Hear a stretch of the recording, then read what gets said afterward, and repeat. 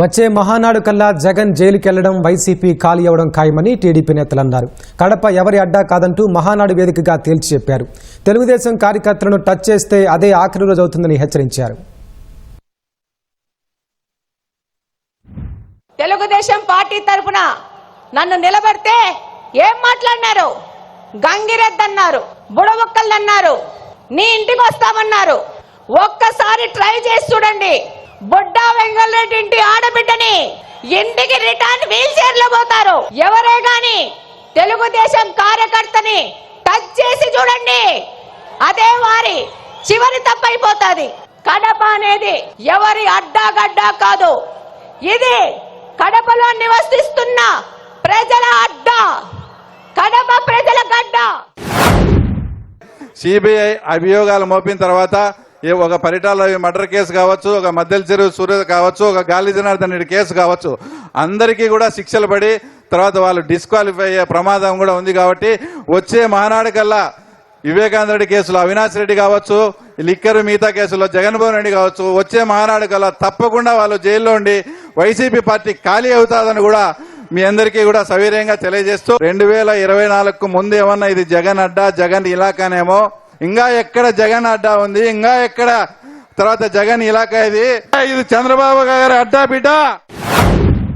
అరుంధతి సినిమాలో పశుపతినే రాక్షసునికి పాతరేస్తే ఏ విధంగా అతను బయటికి రావాలని ప్రయత్నం చేస్తున్నాడో, ఈ రోజు ఓట్ల రూపంలో గత పాలకుడికి పాతరేసు లోపల పెట్టారు. ఆ పాతర నుంచి బయటికి రాకోకుండా ఈ రాష్ట్రాన్ని మనం కాపాడుకోవాల్సిన బాధ్యత మనందరి పైన ఉందని చెప్పి మీ అందరికి కూడా మనవి చేస్తూ, మీ తల్లి విజయమ్మ నిన్ను నమ్మడం లేదు, మీ చెల్లెలు శర్మిల నమ్మడం లేదు, మీ బాబాయ్ కూతురు నమ్మడం లేదు, నీతో పాటు 16 నెలలు జైల్లో చిప్పకూడుతున్న విజయసాయి రెడ్డి కూడా నిన్ను నమ్మలేదంటే పరిస్థితి ఏ విధంగా ఉందో అర్థం చేసుకో జగన్మోహన్ రెడ్డి.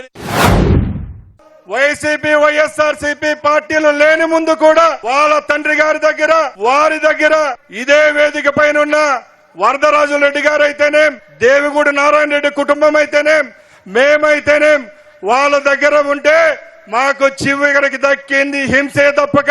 ఈ రోజు వాళ్ళను వ్యతిరేకించి తెలుగుదేశం పార్టీలోకి వచ్చి 3 ఎమ్మెల్యేలు అయ్యామంటే ఈ 10లో ఒకసారి మీరంతా గమనించాలా. రాయలసీమకు మన కడప జిల్లాకు మంచి జరగాలంటే ఇంకా 20 సంవత్సరాలు ముఖ్యమంత్రిగా చంద్రబాబు నాయుడు గారు అలాగే లోకేష్ బాబు గారు ఉంటేనే న్యాయం జరుగుతుందని సభాముఖంగా తెలియజేసుకుంటున్నా. ఇంతకు ముందు రాయలసీమ అంటే మనకి చేతిలో కత్తులు, కటార్లు, బాంబులు వినిపించేవి. కానీ ఈ రోజు రాయలసీమ అంటే ఒక కియా, రాయలసీమ అంటే ఒక శ్రీ సిటీ, రాయలసీమ అంటే ఒక హీరో కంపెనీ. మొన్న రీసెంట్ గా నేను ఒక ఫ్లైట్ లో వస్తా ఉంటే ఒక పెద్ద మనిషి, ఒక వ్యాపారవేత్త నాకు కనిపించారు. ఏంటి సార్ ఎలా ఉంది సార్ అంటే, అమ్మ రక్షించారు మీరందరూ కూడా ఎన్డీఏ కూటమిని గెలిచి. ఎందుకంటే 2018లో నేను శంకుస్థాపన చేశా, 19లో నేను ఫ్యాక్టరీ పెట్టాలని వెళ్తే పార్ట్నర్షిప్ అడిగారమ్మా. అప్పటి నుంచి మూసుకొని కూర్చున్నా. మళ్ళా చంద్రబాబు నాయుడు గారు వచ్చిన తర్వాత ఫ్యాక్టరీ మళ్ళా ఓపెన్ చేశారని చెప్పే పరిస్థితి. ఈ రోజు రాయలసీమలో ఉన్న ప్రతి మహిళ కూడా ఇంట్లోని చంద్రబాబు నాయుడు గారు బొమ్మ పెట్టుకోవాలి. ఎందుకనంటే ఏ రోజైనా కత్తి పట్టిన మగాడు బయటికి వెళ్తే మళ్ళా తిరిగి ప్రాణాలతో వస్తాడో రాడో తెలియని పరిస్థితి నుంచి ఈ రోజు నా భర్త క్షేమంగా వస్తాడు, తిరిగి డబ్బులు తీసుకొని వస్తాడని ధైర్యంగా ఉండే పరిస్థితిని ఈ రోజు తీసుకొచ్చాం. మళ్ళీ 5 సంవత్సరాల తర్వాత నేను వస్తా అని కలలు కనే వాళ్ళకి గుంట నక్కలు చేరకుండా ఉండే బాధ్యత కూడా కార్యకర్తలుగా మనందరం కూడా తీసుకోవాల్సిన బాధ్యత ఉంది.